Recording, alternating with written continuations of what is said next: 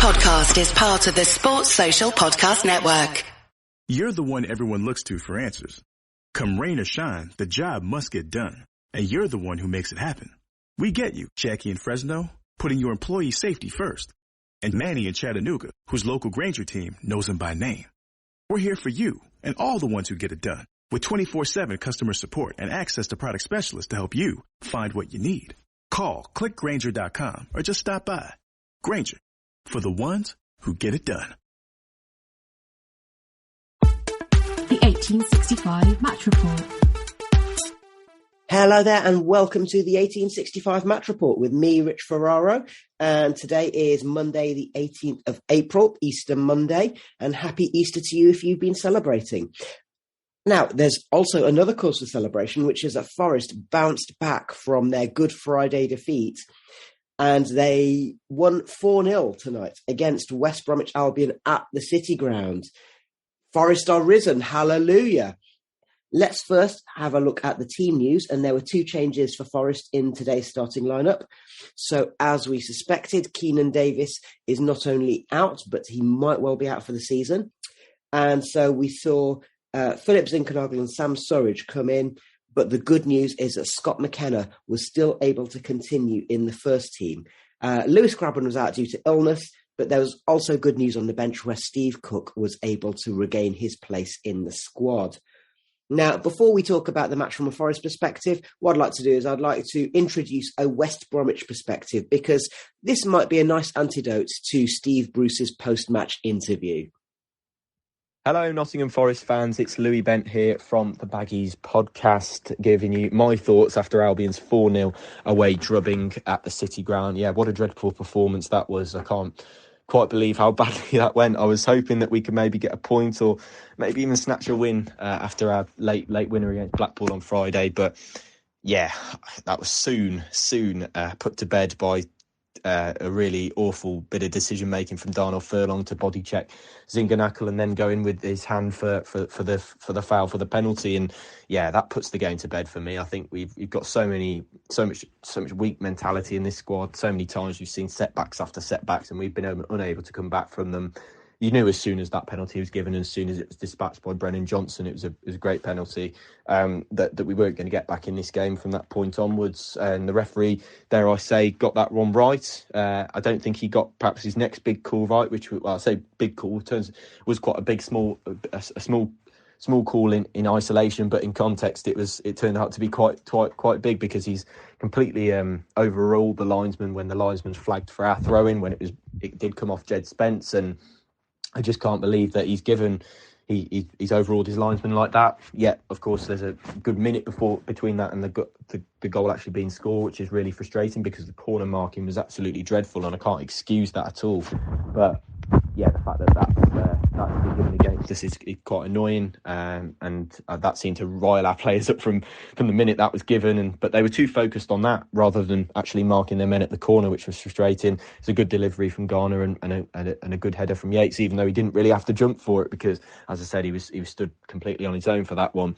But really a big, and big admirer of Forest so far this season, especially the transition under Steve Cooper and going into what might look like the playoffs for yourselves now, but maybe automatic promotion isn't too much of a long shot. I know Bournemouth have got those games in hand, but even if you just keep this momentum going, you've got a fantastic chance going into the playoffs. But yeah, from an Albion's perspective, we only wish we were up there, and yeah, I do admire Steve Cooper a lot as a manager. So yeah, from our perspective, it's not been great this evening. It's been pretty dire, and we've managed to reach a real new low point in the season after what has been a real spiralling season that keeps finding new low points, to be honest. But yeah, thank you very much for inviting me onto the podcast, and all the best for the rest of the season. Cheers.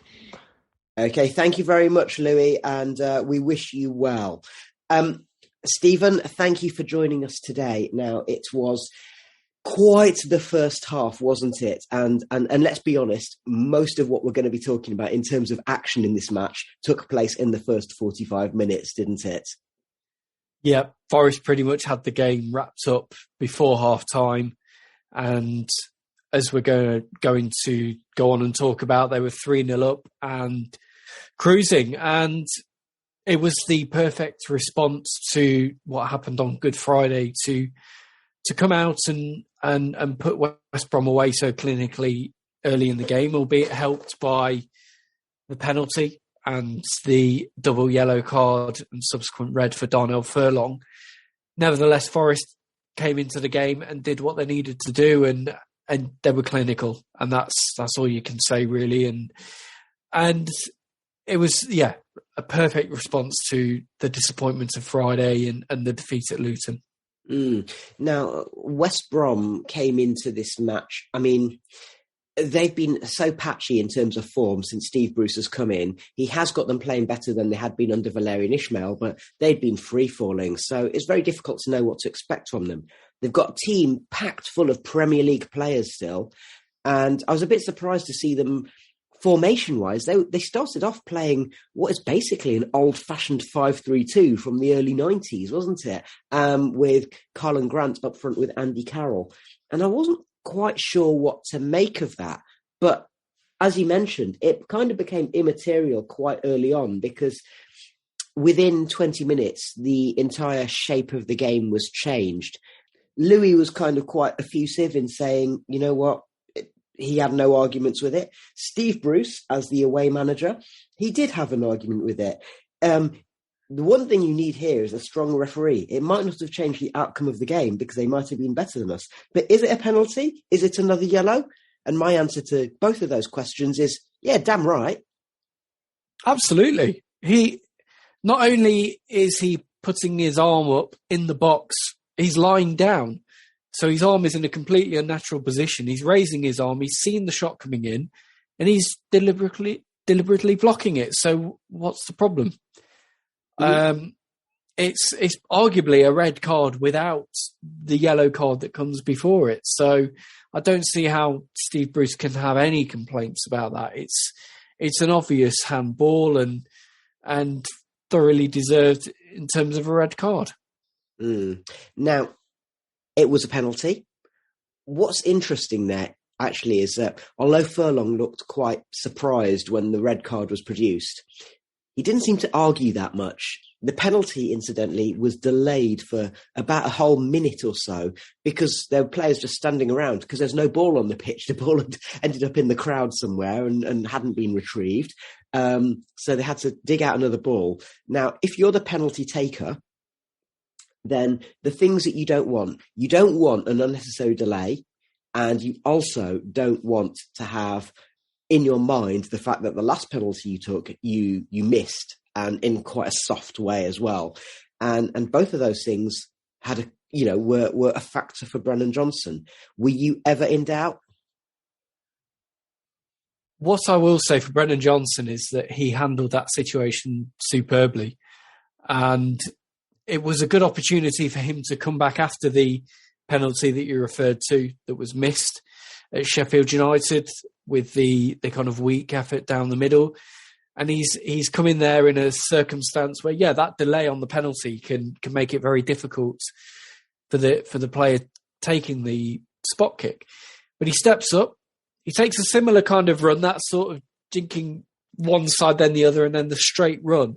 But he buries it into the bottom corner. He hits it so differently to the one at Sheffield United. It's in the corner with power. You can't argue with that. It's a superb penalty.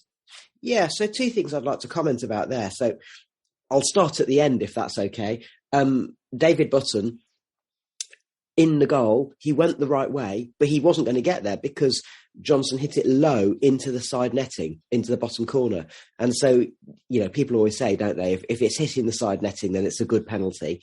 The other thing I would say is that I don't know how deliberate this was, but while we were waiting for a new ball to be thrown onto the pitch, Brennan actually stood a little bit away. He didn't wait on the penalty spot, because how many times have we seen that where you've got the player waiting on the penalty spot to take it, and then he's got the defenders and the goalkeeper in his ear. The referee tends to not have any problem with that. And when he did receive the ball, David Button did go up to him and try and have a few words in Brennan's ear, and Brennan just kind of brushed it off, didn't he?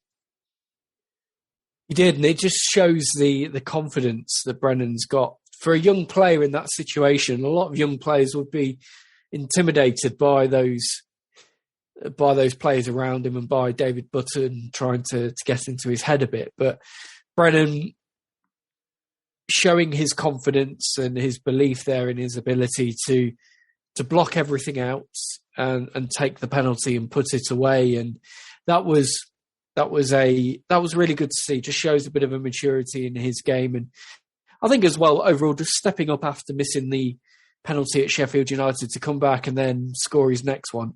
It's another good test of his character and another good sign that he has got a lot of character and a lot of belief that's really important to his game.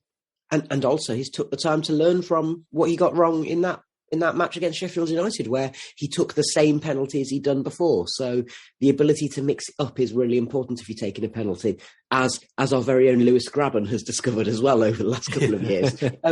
It wasn't very long before Forest had a second goal. Now, there's a couple of things I want to talk about in the interim. So with the red card, what West Brom did is they went from a 5-3-2 to a 4-1-4-1 lineup. And they moved Dara O'Shea from right centre-back to being at right-back. And it meant that Adam Reach was playing on the right wing and Carlin Grant was playing on the left of midfield, and Andy Carroll was up front by himself. So that's the first thing, and I may come back to that a little bit later. The second thing is that there was a bit of controversy leading up to the second goal. Now, it was over the far side, so I'm not in a position to comment. He was in front of the Peter Taylor stand, and I sit right over the other side, so I'm not in a position to comment about what happened here. But there seems to be some dispute over a throw-in, doesn't there? Yeah, so the ball actually comes off Jed Spence. He goes in for a 50-50 with a West Brom player. The ball deflects away off Jed Spence. The linesman gives the decision West Brom's way, which is fine and the correct decision. The referee gives it West Brom's way, so it seems initially, but it appears that the fourth official gives it in Forest's favour. Now, both of them, or the referee, has decided to go with the fourth official, so incorrectly gives Forest the throw-in, but also, on top of that, doesn't give West Brom the opportunity to get set for the free kick. Play is allowed to continue immediately, and that's where Forest break up field and win the corner from which Ryan Yates scores the second goal. So, yeah, if Forest are on the receiving end of that, I'd be massively frustrated, because that is, again, another incident where you've got linesmen, officials, and in this case, the fourth official coming together, but actually making the wrong call. Now, for the only person who can explain why he gave it in the end is the referee. Why listen to the fourth official when the linesman's essentially backed you up? He's the only one who can say how or why the fourth official changed his mind. It reminded me in a funny way. Do you remember a few seasons ago at St Andrews? I think Stuart Pearce was manager, and we had a game away at Birmingham where Britta Sombolonga was sent off. But he was sent off essentially by the fourth official. He was the only one who saw the incident. The referee didn't see it, nor did the linesman. And it was the fourth official who gave the decision. There was a little bit of that going on tonight. A very rare occurrence where you actually see the fourth official having the final say. Well, it's not quite Zinedine Zidane in 2006, though, is it? and the point being, if we go back to Friday, so Forest, obviously, there are a couple of contentious decisions. Now, the difference there is that those were decisions made about something that's happening there and then, whereas West Brom conceding the second goal was a good 30 seconds to a minute later. And when the corner was awarded, after Zinkernagel had tried to have a go at goal and it had deflected, so Forest won a corner. They'd had a shot on goal, they won a corner. And at that point, I noticed Jake Livermore going up to the referee and absolutely blowing his top. Now, it sounds as though the throw-in was wrongly awarded. But if I'm a West Brom fan and I see my captain, my most experienced player in a team full of Premier League standard players who played at the top level, and I see him losing his head like that, and I see the team have lost their head, and then as a direct result of that corner, great delivery by Jimmy Garner, and absolutely thumping header by Ryan Yates. before we started recording, I was saying it reminded me of some of the headers that Colin Cooper scored in the 1990s. Yeah. So no arguments there. But if I'm a West Brom fan, I might be aggrieved about the decision, but I'm going to be really, really peed off about the fact that my team have lost their heads. What do you think? Yeah, they were poor in the aftermath of that. There's no excuse for switching off in the way that you did. And complaining to the referee in that situation is not going to change the course of play or the decision at that point. What's done is done. The ball's out of play. Go and set yourselves up for the corner, and the game carries on. So, yeah, the Forest's second goal, the poor decision isn't the reason why Forest scored the goal. It helps them a little bit. But the reason they score the second goal is, one, it's a superb header from Ryan Yates, but two, West Brom's switch off and they're affected too much by what's happened 30 seconds before. They're more wound up by the incorrect decision than actually setting themselves and dealing with the corner. Not that we're complaining, of course, but no, it's a poor show from them. Yeah, exactly. Okay, so then West Brom tried to make a substitution to make a tactical change. And this, again, is maybe a reflection of... I mean, this is a Forest podcast, so I don't want to be talking about West Brom all the time. But again, it speaks volumes. Carlin Grant was sacrificed. He'd moved to the left wing as West Brom went to this 4-4-1 formation. And he was taken off, so Adam Reach could go to left wing and Taylor Gardner-Hickman could come on the right wing. And Carlin Grant basically had what I can only describe as a massive mard about it.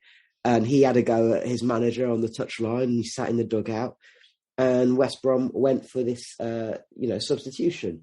Now, that in itself is amusing for us as home fans watching an away team crumbling. There was a really unusual incident involving Taylor Gardner-Hickman, which happened on about 38, 39 minutes.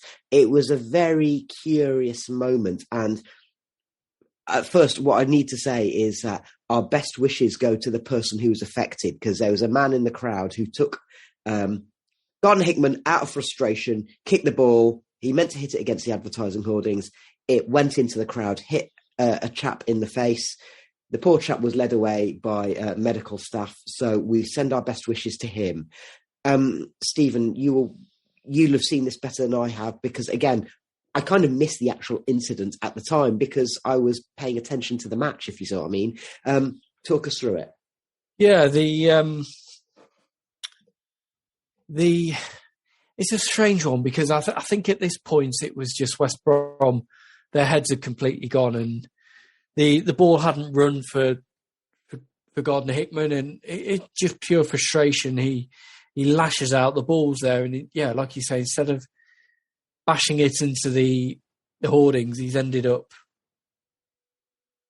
hammering it into the crowd and catching somebody in the face. And not very good. And it's one of those, they show us a replay of it, and he kicks the ball, and within a half split second, he's got his hand up apologising to the fan before it's even hit him. So he knows he's done wrong in the instant. And one of his teammates as well, I forget who it is now, came over immediately and was also apologising. But you can't be lashing out like that. It's just it's a poor show. Yeah, I mean, in fairness, I think it was not malicious. It was that he was frustrated, and he was very, very apologetic. And he tried to go over to the crowd to apologise properly. And I think that's the right thing to do. So I'm not going to vilify. He's a young player who made a mistake. Obviously, the crowd were going mental. Forest players were going mental. But I think that's kind of, dare I say it, that's a sign of the fact of how much Forest are on top, because they knew that the players knew that they could use this to kind of really get under the skin of West Brom even more. You can't allow yourself to get wound up like that. But from Forest's point of view, what Forest had to do at that point, and I think Steve Hodge mentioned this on the radio, was Forest, just keep your heads, rise above it, and just be professional and go on and see the game out, which is exactly what Forest did. So whilst everybody in the QPR and the West Brom ranks were losing their heads, Forest could just keep theirs and use that to their advantage in many ways. Just keep the cool heads and do the professional job and see the game out. Yeah, and it's worth saying that, I mean, it sounds obvious, but when Forest, especially when they got that second goal from Ryan Yates after 20-something minutes, 23 minutes, was it? Something like that? Yeah. Against 10 men, look, let's be honest, there was only one team in it. Forest were absolutely in control. So that frustration from West Brom tells a story. Let's skip forward to just before half-time, because we thought, OK, we're going at half-time, 2-0 up. And Forest were attacking down the left-hand side, and there's a throw-in. It should have been a corner. As far as I could tell, from where I was, it looks as if it had gone out for a corner. But the ref awarded a throw-in, caused a bit of consternation. Colback took the throw-in. The ball popped back to him. I mean, let's just describe it to our listeners who may not have seen it yet.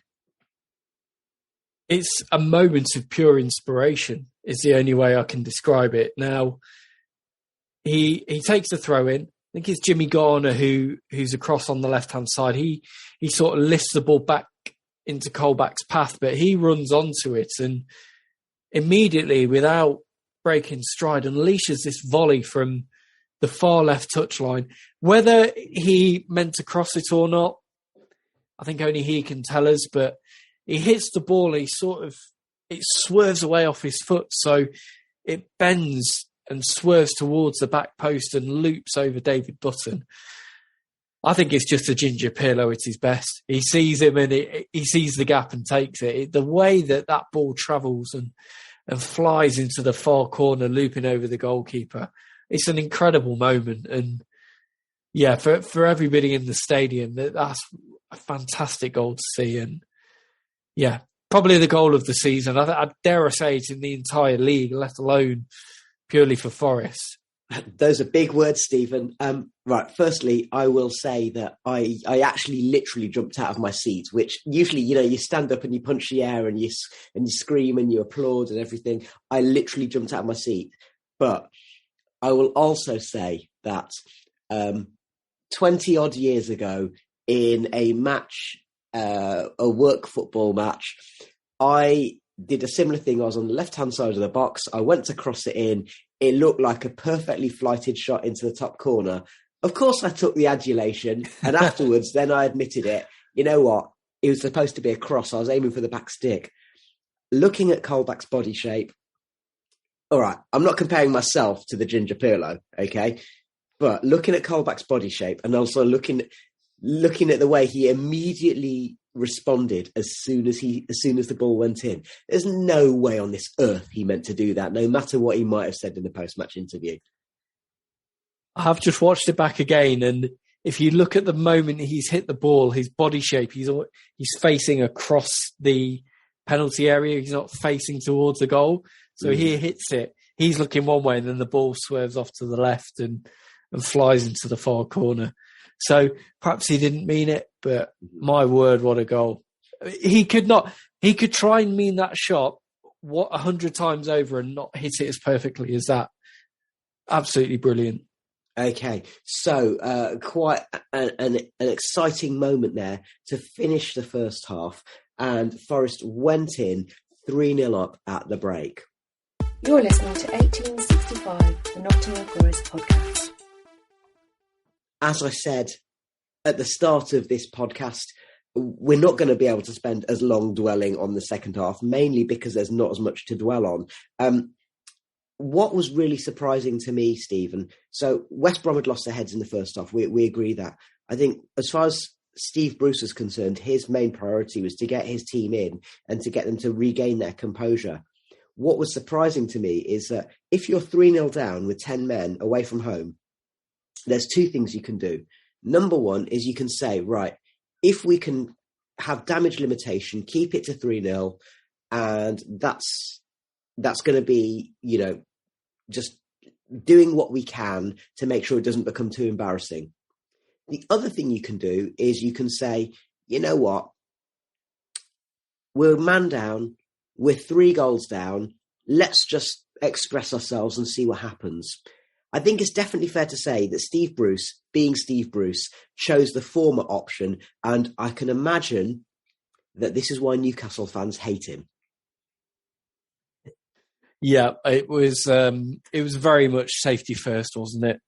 At that point, with nothing to lose, I think he was more about saving face rather than actually just having a go and seeing what happens, especially when you've got players with the quality of West Brom on the pitch. You would expect a bit more from them in an attacking sense. But yeah, they kept things tight, and they probably improved in that regard, but never really offered a great deal in terms of, I don't remember Samba even touching the ball apart from maybe when it was rolled back to him by one of his defenders. There was never any danger of Forest being under threat.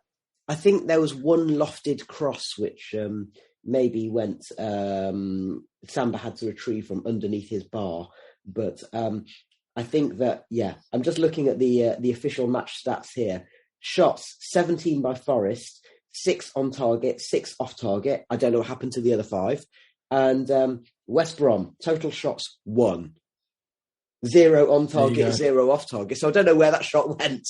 Maybe it's that one that's Samba. But, I think West Brom would have come out of this match with a negative XG, to be perfectly honest. And they basically played with 9 men in their own half. But Steve Cooper said in his Radio Nottingham interview, I asked the players to play a certain way, and even when you're 3-0 up and you're playing against 10 men and they're making it difficult for you, I still need them to do that.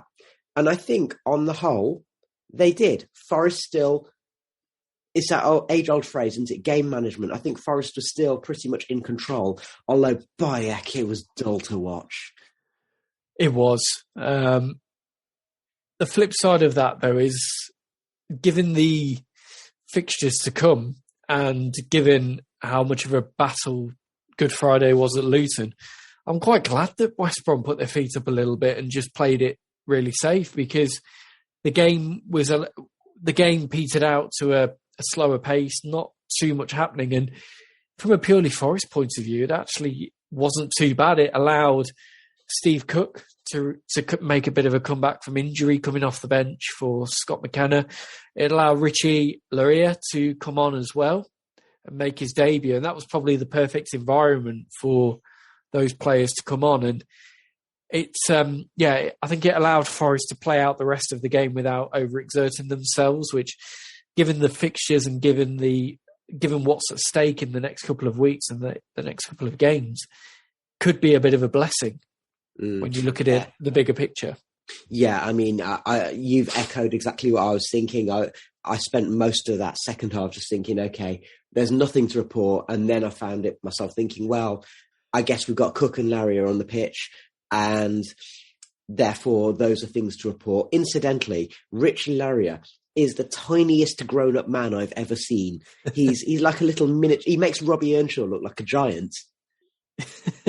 He looked to get involved, didn't he? Nobody seemed to be passing the ball to him, but he seemed quite busy down that right-hand side, whether he was a bit too eager to get into position and perhaps found himself offside once or twice. But the ball didn't seem to come his way, but he looked keen to get involved and trying to offer an outlet down that right-hand side, which is, given we haven't seen too much of him tonight, that's a little encouraging sign that perhaps we're seeing that he's a player who is very happy to support the attack, which is obviously very important to the way that Forest play.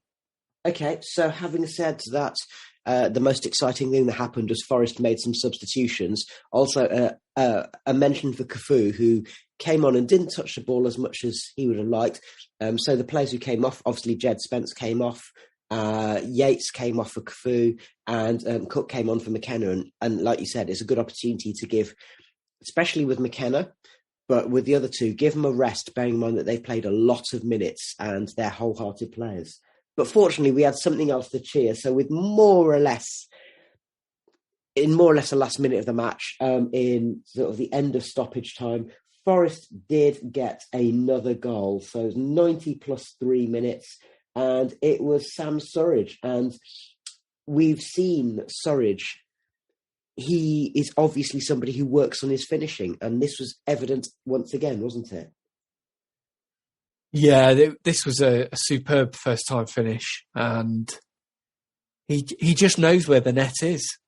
If you watch the goal back and you look at the angle, which is taken from the Trent end, he doesn't even look at the goal when he's preparing to take the shot. It's like he knows exactly where it is. All he's concentrating on is getting the right connection on the ball, and he rifles it into the roof of the net, and it's a great finish.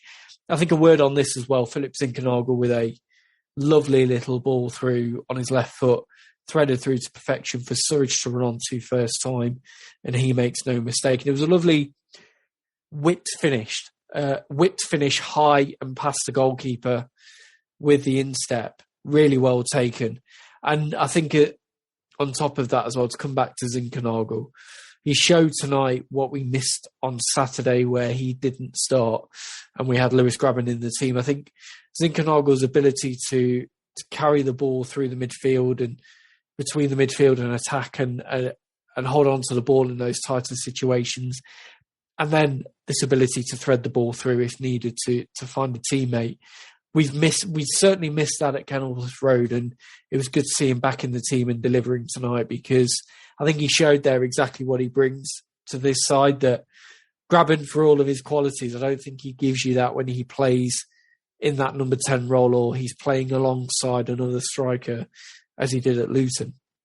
Yeah, it's a strange one, isn't it? Because I'm one of the fans who's often expressed their frustration with Zink, especially sometimes he wants one or two touches too many or he seems to slow it down. And there were times that he did that even tonight. But like you say, he showed why we missed him at Kenilworth Road.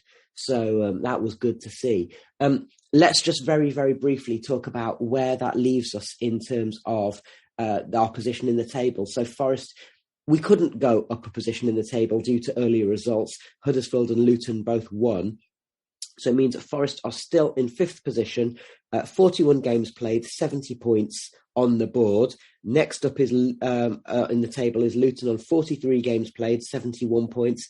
Huddersfield, 43 games, 73 points. Bournemouth, 41 games, 77 points. So Bournemouth are playing Fulham on Saturday, and Steve Hodge made a very interesting point, which isn't just that it's a top 2 encounter and therefore it could swing either way, but also there's going to be a lot of Fulham players who got dropped by Scott Parker as soon as they went up to the Premier League, who might just, there might just be a little bit of bad blood there. So who knows? We don't know what's going to happen. And of course, the classic phrase is that you can only control the things that are within your remit, I suppose. So if Forest can beat Peterborough and Fulham get one over on Bournemouth, and then, of course, we've still got the head-to-head against Bournemouth. Right, I'm playing devil's advocate here, but is second place still actually possible? I think it's possible. I don't want to get carried away either, but I think it's absolutely possible. Because you look at how the fixtures fall, there's every chance that Bournemouth play Fulham on Saturday and get beaten by them.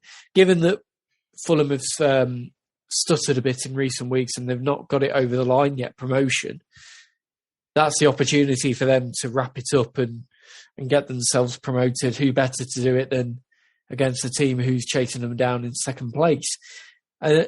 Forest are at Peterborough on Saturday, a very winnable game, with all respect to Peterborough. Suddenly it's 4 points. And I've said it all along, if Forest can be within striking distance of Bournemouth, come the head-to-head match, 6 points, potentially with goal difference, because Forest's goal difference as it stands is only 2 worse than Bournemouth, or 4 points, or even better than 4 points off Bournemouth, it's absolutely on. And all you can do is add that pressure. Yeah, absolutely. Just a quick footnote on that. Results today as well. So although Luton and Huddersfield both won, the results today were generally pretty favourable in terms of the chasing pack losing ground. And I think that's just as important, because the first thing that Forest need to do is actually secure a place in the playoffs before we worry about anything else. Am I right? All Forest can do is take as many points as they can, hopefully 3 against Peterborough, get into the playoffs and then worry about anything else after that. Okay, great. So thank you very much to Steven Toplis. Thank you to Louis from the Baggies Podcast. Thank you to the 1865 Podcast, who's been providing studio assistance in the background. And most of all, thank you to you, listener, for joining us on what's been a very satisfactory evening at the City Ground. As you can hear, my voice has gone a bit croaky. It was that Ryan Yates header that did it.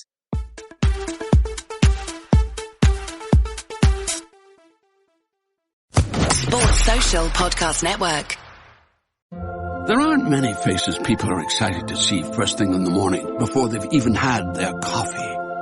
But the McDonald's drive-thru workers who take your order on the way to work have almost all of those faces. Because nothing brings more joy in the morning than a 99-cent any-size iced coffee. Pair it with a glazed pull-apart donut for a truly great morning. Prices and participation may vary. Cannot be combined with any other offer. Only available until 11 a.m. Ba-da-ba-ba-ba.